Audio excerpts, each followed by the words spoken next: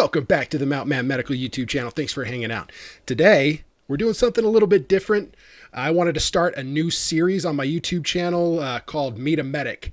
And originally, I had been kind of planning this series as a way to talk to very experienced, paramedics and EMTs and combat medics and that kind of stuff, and kind of get their tips and tricks for how they can take care of people. But then we were contacted by Mr. Jamie Matthews here that he said that he used our stuff to actually take care of some casualties in the field, which of course is the whole reason I got into this in the first place. I'm hoping to get as much gear out there to as many people as possible, make a big difference. And it's very exciting to me that the stuff that I've put together is actually being used. So that's very cool. So I wanted to talk with Mr. Matthews about that. But this is going to be for a series of that I'm going to start called Meet a Medic. And it just so happens that Mr. Matthews is a medic. And I think one of the most important things that I can get across on my YouTube channel is that everyone can be a medic. Now, Mr. Matthews has a bit of a background in medicine, so that helps him a lot, I'm sure. But at the same time, I still think that everybody can be a medic. You have the skills. They're not that difficult to get. If you need some training, head over to mountmanmedical.com. We've got free training there, completely free, so that you can use the stuff that's in your kits. So we're going to talk to Mr. Matthews here. Mr. Matthews, can you tell us a little bit about yourself, where you come from and who you are? Yeah, absolutely.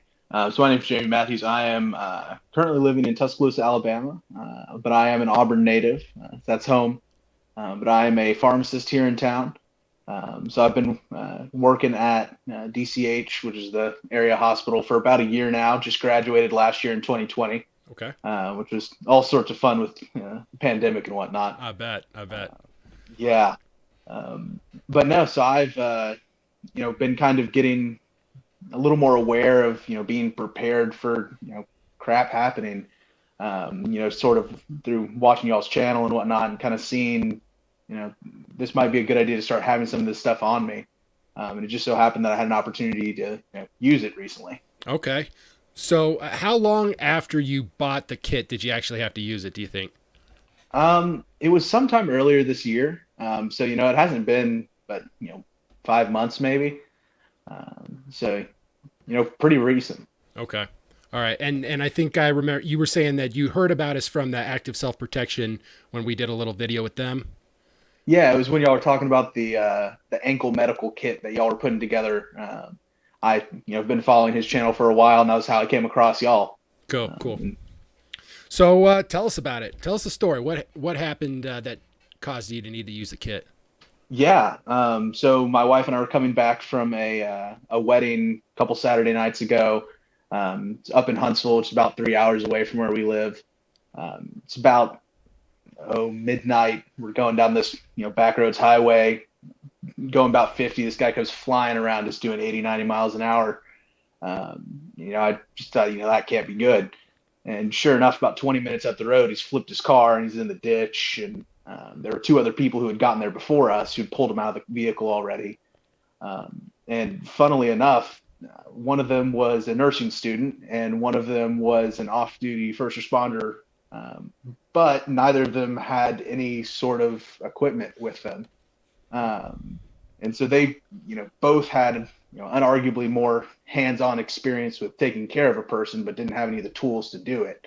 And so, we pulled up past it and pulled over. I grabbed my stuff. I keep all my gear just in my backpack that I have with me all the time, and ran up and did what we could to help until the actual EMTs got there. That's crazy. I know a majority of the uses of the kits, I think, tend to be motor vehicle accidents because you kind of come across them and you're one of the first responders.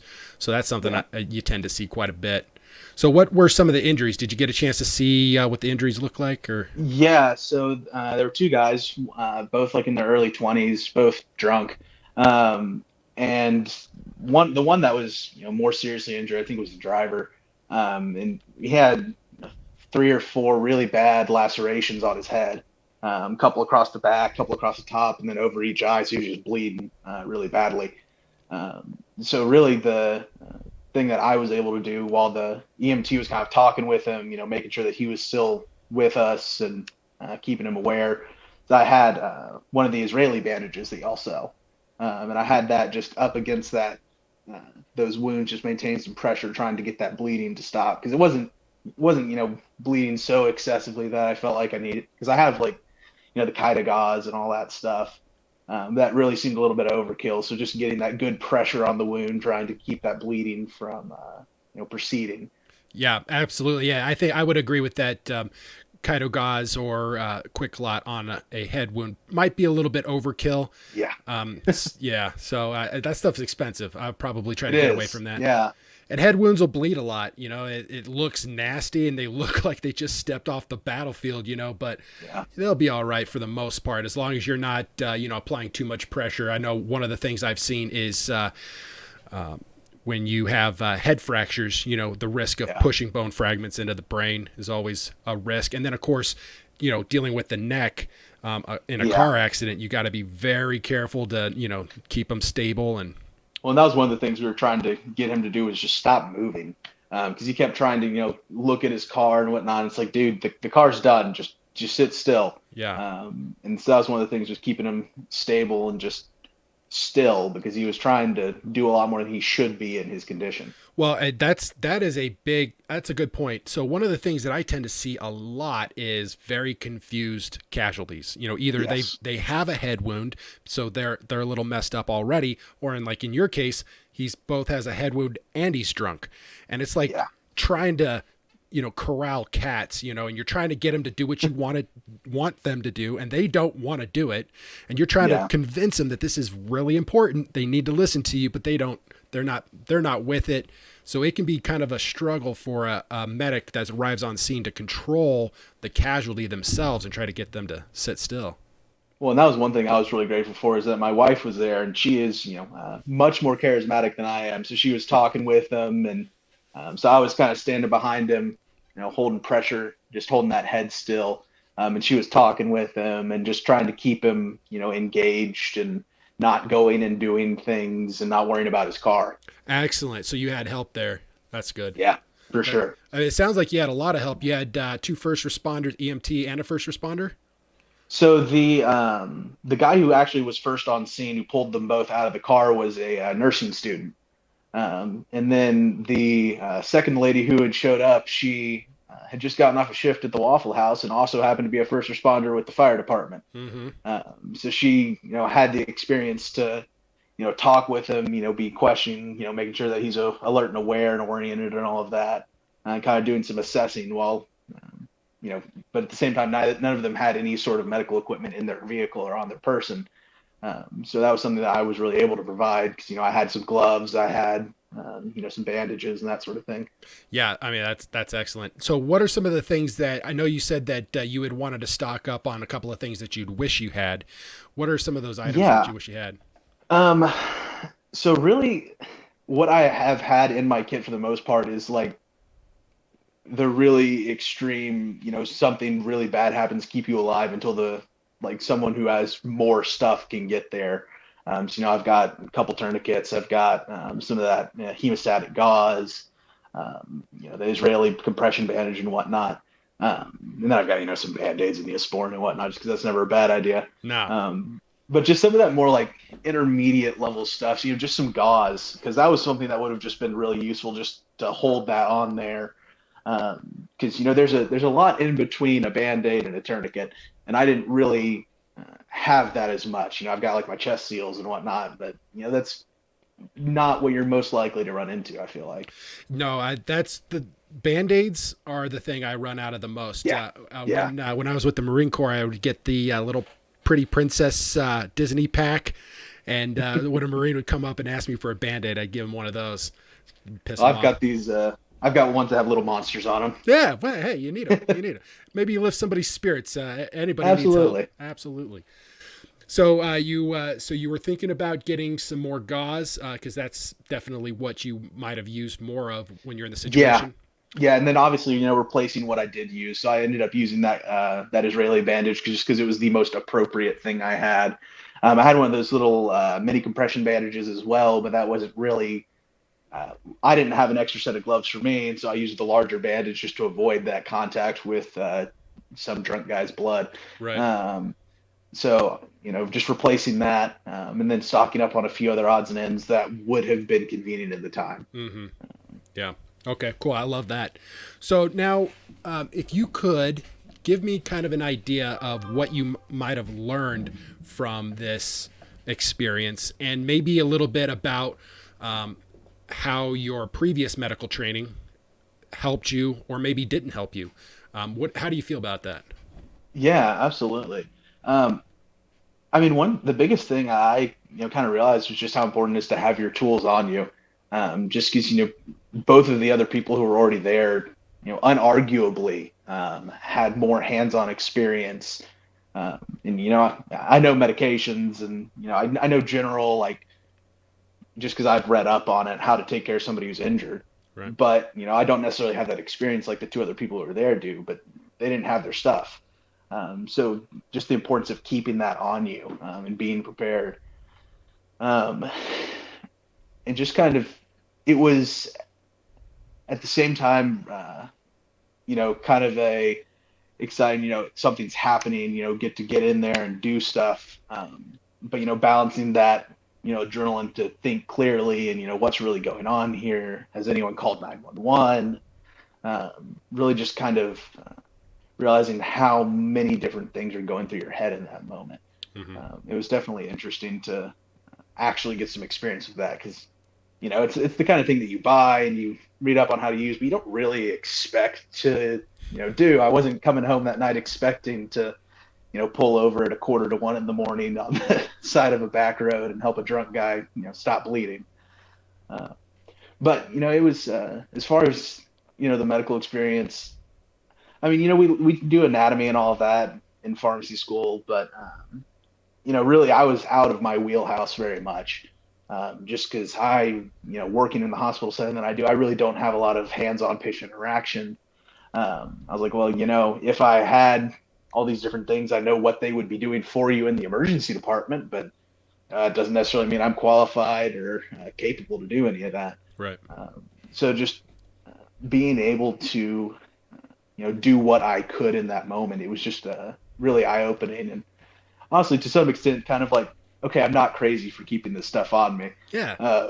Because my wife looked at me a little funny, I think, the first time that I was talking about, yeah, no, I'm going to put together a little trauma first aid kit just to keep in my backpack. And it's like, when are you going to use that? And, medical gear isn't exactly cheap either. See, I told you. Yeah. But, it was just, cool to feel like, the fact that I had my stuff really made a difference. Yeah. Yeah, that's awesome. Not everybody gets that kind of experience, you definitely have that kind of reinforced now, and, your wife, now knows you're not so crazy, and, and one of the things, I'm an avid shooter, I like to train and do all that kind of stuff. And I think that's important, carry, conceal, protect your family and all that kind of stuff. Totally for it. But at the same time, I've also not needed to use my gun nearly as many times as I've needed a medical kit. So, and I get why, medical kits, they're not cool. They're not sexy.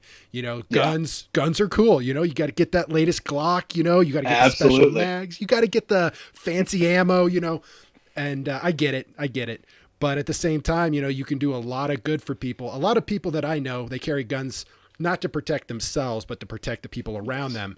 And there's no better way to do that than with a trauma kit, I think. Yeah. Well, and, big part of it, in that regard was my thought was if I'm ever in a situation where I need to use my firearm, there's a good chance that me or someone I care about might have, had a firearm used on them. So being able to, engage in that situation and help. And, if you're going to carry a firearm, I think it's, perfectly reasonable. Like you shouldn't be having to justify carrying, the means to treat a gunshot. Yeah, I'm always trying to say something along the lines of if you're going to carry the tools to make holes, you got to carry the tools to fix holes, because if you are in a gunfight, it's a gunfight. That means that there's a decent chance that you're going to take a wound or someone else around you takes a wound and you need to fix that. So job isn't over once the bad guy's down. You just have more work involved if you're a medic. So awesome, man! I love that. I think that's great. What do you think your wife got out of it? I mean, besides trauma gear is good. Well, and she was never really against it. Sure, sure, sure. It was just I was the one that got into it first. Hmm. But just I think she really saw how much good just being there can be too, because she doesn't really have a medical background, but she was able to be there and talk with this guy and kind of help reassure him and keep him calm, and that made a huge difference. Because that meant he wasn't, trying to get up and look at his car, which was clearly just totaled. And it meant that he was, being calm and not twisting around that neck that may or may not have had some injury to it. And so just that human presence, that human element was just really important in that situation. That was something she, provided expertly. I think that is amazing. I absolutely agree with you. Even if she didn't have the skills, she didn't have the gear to do anything, but she still made someone's night a little bit better just because she was there. I think that's fantastic. Not Yeah. you can't save everyone, and you can't fix every situation. And sometimes the only thing that you can do is be that little source of comfort for somebody who's in a really bad situation, and that in itself could be enough. I think Yeah. that's an important thing. Well, because, caring for someone's emotional needs in that moment are, not necessarily as important for keeping somebody alive, but, in this case, it made it a whole lot easier to get him to stop bleeding because he wasn't trying to fight us because he was being, taken care of on that emotional level. I completely agree. One of the things I love the most about being a medic is not only fixing people or not fixing them, but keeping them alive and taking care of them when they're hurt. But it's also providing for that a little bit of that emotional comfort. Hey, I'm here. I'm here to take care of you. You're not alone. And that's one of those, I don't know, sacred duties of a medic. To provide that comfort. And I think that's kind of one of the unique aspects. Being a medic when it comes to combat, it's different. There's different goals and there's different things that need to be accomplished, and that's one of those. And I think that's kind of a special thing, personally. Yeah, Cool. absolutely. So now you were saying that so your medical training didn't really play into it too much. Like you've got a good understanding of, of course, pharmaceuticals, which Yeah. wouldn't be too useful here. What do you think you would change in the future if you could to make yourself more efficient and effective? Well, and it's something that I've always kind of, I would be interested in getting some like actual first responder training, just because I have a decent amount of like theoretical knowledge. I've read the articles, watched videos, and whatnot.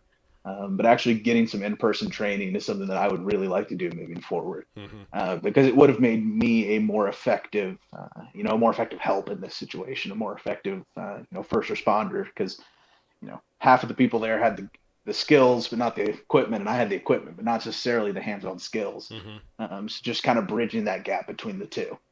Yeah, and I think the good thing is that it doesn't take that much time to get up to speed on the stuff that you need to do. I Yeah. think in-person training is definitely ideal. It helps to be able to Yeah. bounce ideas off of people and say like, what about this or what about that? And I think that is definitely an important part of that. Yeah, because there's nothing quite like that in person. Because as a healthcare professional, I'm CPR certified, but it was a completely different thing having done the classes and whatnot versus going to my first code when I was on rotations in a hospital Yeah. versus actually doing compressions on somebody, which is something I never thought I would do. Uh-huh. And that hands-on experience it's an entirely different thing. It really changes your outlook.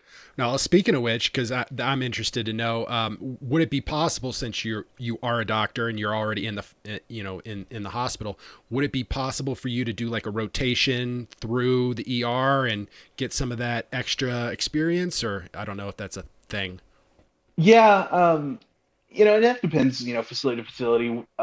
Different places are more open to cross training in different areas, because we certainly do have pharmacists who practice in the emergency department. The role of pharmacy has been expanding, vastly in the past decade or so. We do have pharmacists who are in the emergency department who are part of the trauma response team. That was one of the really great experiences I was blessed with during my rotations was to be at Huntsville Hospital's emergency department, their level 1 trauma. So you saw everything there. So it's certainly something that there is opportunity for, generally speaking, and it's something that I would certainly be interested in at some point in the future. Yeah, it's just like one of those, it's kind of like one of those lifetime skills. Like, I feel that medical skills are perishable. You have to stay on top of them, especially Yeah, with how much things change in the medical world. Something that's completely okay one day, the next day will be thrown out and said, like, don't ever even think along those same lines. yeah, that's why we have to have dozens of hours of continuing education for our licensure. Every 2 years we have to have certified that we've done all that because medicine is an ever evolving field. That's why you're practicing medicine. Hmm. Yeah, that's why it's yeah, it's practice. It's not a science yet, huh? Yeah, Yeah. very much. And I think that's one of the things that really helped me out in my career is I spent my first little bit of time in the medical field. I spent it in the ER, and I had a couple of the ER doctors that were working there that were also SWAT medics, and they kind of Yeah, took me under their wing and kind of like, hey, what are you going to do here, Mac? And I'm like, I'm going to combat, and they're like, well, let's teach you how to fix stuff. And I was like, cool. yeah, So they took me in and showed me all the little techniques and helped me to start thinking in a medical way. I think that yeah, really prepared me and set me up good for success in the future. absolutely. Cool. So if you could give one piece of advice to somebody who might be worried about this occurring to them or this has happened to them before, what do you think that you would say to them to kind of help them stay calm in the situation and help somebody out like you did? Um, I think the biggest thing is doing your work ahead of time, because if you have that equipment with you, if you have that skill set, then you have something you can fall back on. I you don't typically rise to the situation. You fall back to the level of your training. So the things that you have learned and the things that you've practiced. It's why you practice applying a tourniquet. Because if the first time you're doing it is when you need to do it, you're not going to do it. So and that's the thing that I really want to do moving forward is get some more training. Because I have the equipment. That's just a matter of buying stuff.